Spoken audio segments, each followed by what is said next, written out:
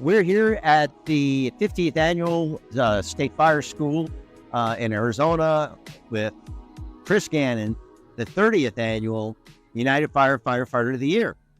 Hey, congratulations. Thank you. Thank you very much. Yeah, it's great to have you here and to hear about your fantastic save along with the rest of the crew.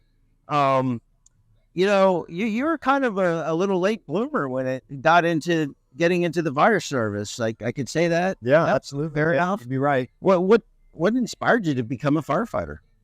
You know, I had many different jobs, did a lot of different things, from military, drove tractor trailers, was a personal trainer, did a lot of different things, but I never really quite found something that would keep me interested and I felt that I could grow in. So had a friend in the fire service, and she told me I needed to check it out. And eventually I finally did, after about a year of her harassing me. And once I looked into it, I fell in love with it and, started the testing process. And, here I am now. Something you would encourage others to do? Absolutely. I didn't know it was my passion until I considered it. I had never considered it before. So how long have you been now in the fire service? About 14 years total. 14. Been with Salt River for 11. Were you a volunteer originally? I was a reserve out in Superior Fire Department, full-time there for just under a year before going to Salt River. So I understand we didn't really talk about it much, but I understand you are a cancer survivor. I had some really bad case of a moderate bad cancer, had some real bad skin cancer, basal squamous cell. Had to have some major surgery for, and couple of days in ICU and things as such, but I was out of work for about 3 months. So did you have a concern about being able to go back to firefighting at that juncture? It was a huge concern because at that time they didn't know much about how severe it was once they started surgeries and things as such. Right. So they said we need to get started and see how bad it is. Luckily, it was more on the surface. What wasn't. They got it quick. Thank goodness. That's awesome. That is awesome. So, as the story went, you happened to hold over, that day. How often do you do that? I do that actually quite a bit. Oh, you do? I am one of the guys that I don't have a lot going on during the day. My kids are a little bit older now, so I try to help out the department, especially when they need it. Sometimes they have to shut trucks down if they don't have the manpower to keep them up. So that could be tragic. I like to give back with them when I can. So a couple extra hours overtime don't hurt either. Yeah, so, yeah, of course, it benefits us all. Yeah, it's a win-win situation, right? I know. Talking with the tribal council chairwoman, it's a growing community. There's a lot of construction going on, and so I'm sure there's lots of incidents that you guys have to respond to all the time. It is. It's very vast, from one extreme to the other. So we do get a good amount of calls, and then sometimes it's not so bad. So yeah, slow days are good days. Slow days are good days in this business. It certainly is. So, when you were en route to this Rescue 294 incident, after the dispatch informed you that another fire department vehicle was informed, did they say it was a Salt River truck or just a fire department? Yeah, it came across that it was told that it was possibly a Salt River rescue involved in the motor vehicle accident. We didn't think much of it; just figured a small fender bender, little something like that. But then we saw that column of smoke, and everything kind of got a lot more serious. So, what was going through your mind at that point?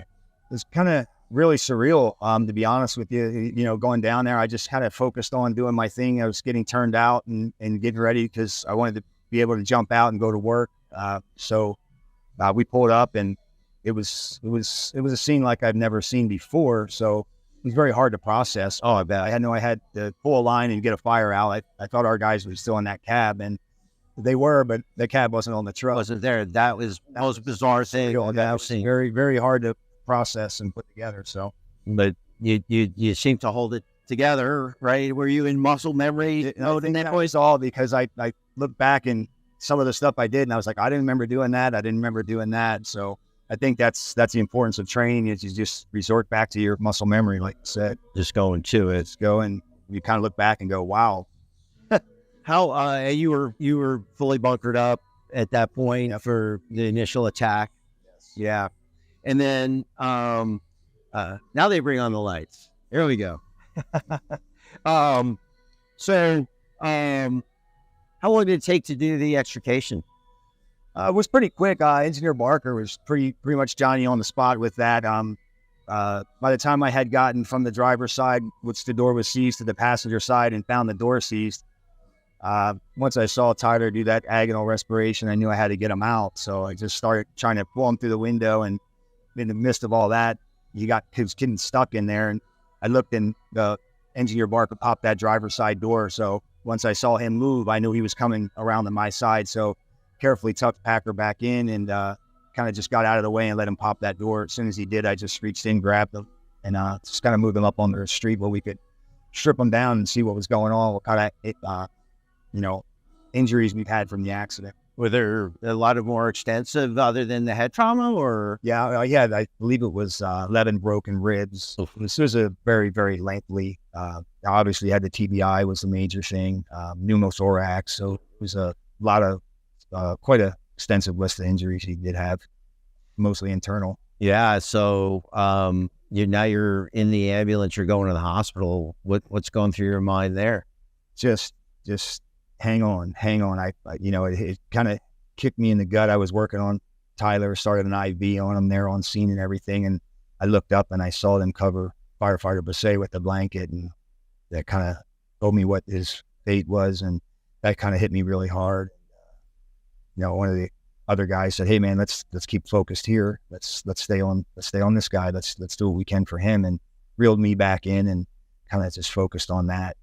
So during the transport, we just everyone's talking, what else can we do? What else do we need? What else can we check? Just trying to give him the best chance he could have. Yeah, I could only imagine going through your mind after seeing that Brendan was being covered up, that it was like, we can't let another one of our brothers end up that way.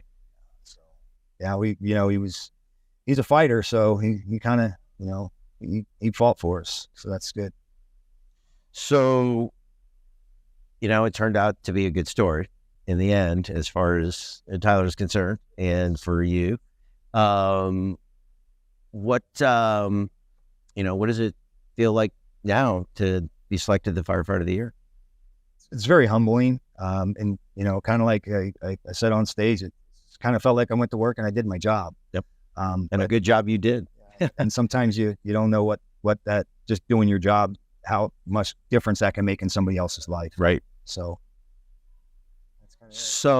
very humbling. I would imagine it's inspirational in a way too, to see what you can accomplish for both civilians, people you don't know, and people you do know.